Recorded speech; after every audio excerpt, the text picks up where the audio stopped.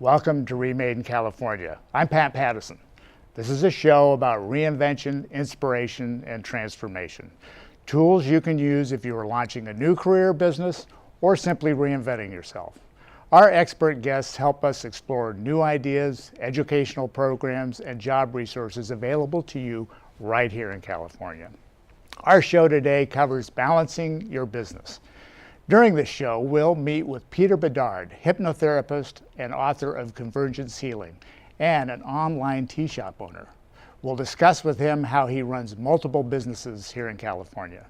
Also this half hour, we'll meet with Michelle Seiler Tucker about running a business while also preparing to sell your business. She is the author of Sell Your Business for More Than It's Worth. But up first is Christopher Dukes, wealth manager. Welcome to the show, Chris. Thanks for having me, Pat. I appreciate your time today. So you tell us how you balance a family life to create a successful business. That's your premise, is you have to have a balanced family life in order to have a successful business. You do. Tell me how this miracle happens. Sure. Well, mine starts back when I met my now wife back in early 2000 and kind of found my place in life, and about 2003 is when I wanted to start my business. And I remember we were, living in this apartment in North Hollywood, and we'd have Taco Bell Tuesdays, having our 59-cent bean burritos, because of course, the first couple of years of a business is pretty tough, when you're doing it yourself. And I had always wanted to be in business for myself. I didn't want to work for one of the big, wirehouses or one of the big banks. And I remember my wife, we were sitting on the floor in the apartment saying, this Dukes Wealth Management, this is going to work, right? And I said, it's going to work. So it took a couple of years, and those first 2 years being that rough time, and then kind of from 2005 on, we've had some success. And a lot of that success is part and parcel to being able to balance, having a family, which we now have, two wonderful kids, but still being, in business for yourself. Because the one thing that can take over when you're self-employed, is time. As a business person, yep. I mean, you can have 16-hour days, 12-hour days if you want to, and that becomes the norm. So what you do ultimately then is try and pare it down to maybe working an 8 or 10-hour day if that's possible, and using the rest of the time to be with family and kids. And how do you ensure family's a priority? I mean, the stereotype is that, maybe a man's out working, the woman's taking care of the kids. That doesn't happen anymore. Usually both parents are working. Yeah. And just in terms of your running your own business, how do you make that happen?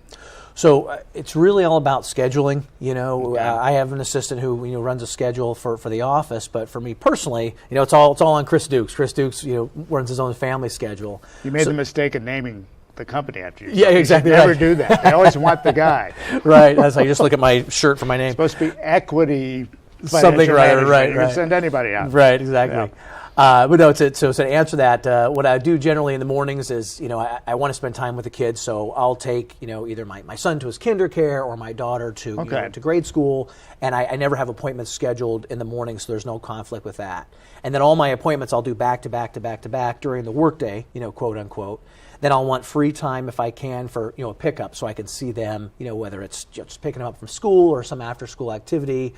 And generally, I'll have to move an appointment back or a phone call back. And so what I'll do is I'll have at least dinner time with them, and then I'll do maybe a PM appointment. So maybe I'll get dinner, and I'll get Dad'll be there for bath time to, get little guy ready to go to bed. And then maybe I'll still have to do an evening conference call or an evening appointment. I try not to do that if at all possible, but I like to get that family time. I mean, it's almost like you have to put family time in as one of your appointments. I mean, you have to have that scheduled during the day. That makes total sense. But totally have written off weekends. Weekends now are completely family oriented. Used to take Saturday appointments, and now I say, if we can't get our business done Monday through Friday, I think we're good. I think Monday through Friday is it.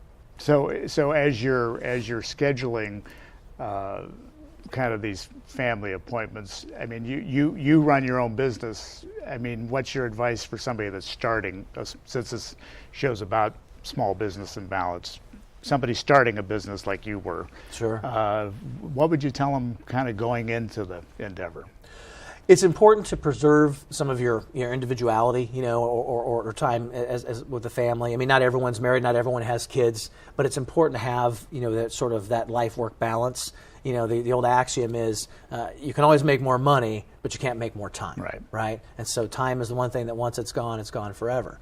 So what I would say to someone starting off is, okay, so say you're in a relationship and you have a boyfriend, girlfriend, or you're just married and you're a newlywed. Date nights are very important, even if it's just every 2 weeks, twice a month. In the whole parameter of your month, that's nothing. That's a few hours. But what it does is it lets you refocus. It lets you come back and say, hey, the family is first, right? Family is what this is about. Then we can go back to business. We can go back to what my love is in life, and I love what I do. They say if you love what you do, it's you don't work a day in your life. So for me, what I would tell people is, absolutely have at least a couple of times a month. If you could do once a week, great.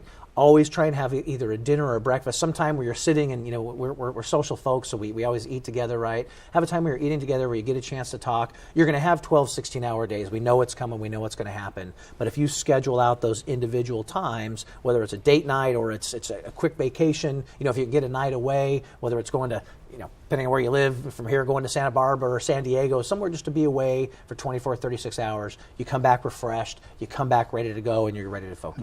Right. And I know you speak a lot, right? You go out and do speaking engagements, and you have a number of clients. How do you see your clients managing this? Is it part of what you advise them or you speak about? Or so it is. We investments are just a part of someone's overall estate plan. And we look at things like their trust and their family. And my job as an advisor is to go out and ask questions. I don't know if everyone's right for me. I don't, and I'm not right for every client out there. So what I do generally is I'll interview clients and see are they single, are they divorced, do the kids live with them, are the kids grown, are they over 18, under 18? Because all of those things create this dynamic that I have to then say, okay, well, you can reinvest for the next few years, but you're going to need it for your kid's college after that, or you're going to need it for private school after that. So family becomes extremely important when you're planning someone's financials as well. So it's almost like the family becomes part of the portfolio. Yeah, exactly right. What value do you, it sounds kind of crass, but in a way, what you're saying is to value that time as you would the money. Exactly. Because I know when people are starting a business out, it's like, oh, I better grab this client, I better grab this project. It may never come again. I know I was that way when I started my businesses. You bet. So are people able to make that connection? The value of that time? I think when businesses first start, it is tougher, right? Because you're solely focused on, hey, I want to get this off the ground, and there's some statistic, and I may be wrong, but like 90% of all businesses fail within the first 2 or 3 years. Right. So of course you want to keep that as your focus. But for me, and what I tell people all the time, whether it's clients or referrals or just friends of mine, is at the end of the day, that business can go away. That business may fail. What you have to fall back on is your family, right? And whether it's a boyfriend, girlfriend, if you have kids or not, that's your basis, that's your home. That's right. At the end of the day, unfortunately, we all end up in the same place. That's right. And the only thing you have to take with you are experiences. Some of us are a little closer than others. So I know this from personal there experience. You go. Yeah. I have wealthy clients who have all these toys and things, and that's fine. But ultimately, you just take experiences with you, and I think that's what it's about. Now, how do you find time for yourself? That's a great question. Another book. Let's write another book. There it is. Right. Start off. So my wife and I have also agreed, besides being, mom and dad and having the kids, which are, our goal as any mom and dad is to have our kids, have a better life. Successful family. Sure. You betcha. Mm-hmm. We also have, sort of alone time. So for me, I've got a group of buddies where we have, dad and the single guy time, and we go out and we'll do, whether it's a night of playing cards, or we go see a movie, or go out to eat, whatever it is. This is that motorcycle gang I've seen. Right, exactly. Right. I just had to change.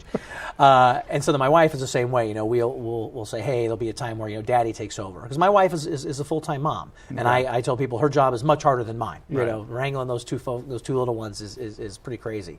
So it's very important also for her, at least a couple times a month, to get time out with her girlfriends. No kids. No, she's like, hey, Dad, here you go. See you later. Right. I'll be back tonight if I can. Yeah. And it's important for her, too, because individually then she comes back refreshed. She comes back ready to go and get back to the family. Now, I know when you're able to kind of manage things better, part of what you might want to do, I know I did, was give back to the community. Is that factor into your sense of self-worth and You know, your soul fitness? It really does, and it's an interesting time for that question right now. Is we're right in the middle of some client appreciation events, and every year my wife and I choose a beneficiary that we ask clients, hey, you know, we don't ever ask anything of them financially until these programs, and we ask them to donate, and we donate as well. And a lot of times we find those beneficiaries, we find those people that we end up giving back to the community at social events, things that we've gone to as a family, that's great. and we ultimately benefit from that. That's awesome. Well, thanks for being on the show. Absolutely, I thanks for having me appreciate today. it. For more information about Christopher Dukes, please visit dukesfinancial.com. Still to come, the tools to running multiple businesses in California. Up next, author Michelle Seiler Tucker gives us her insight into preparing your business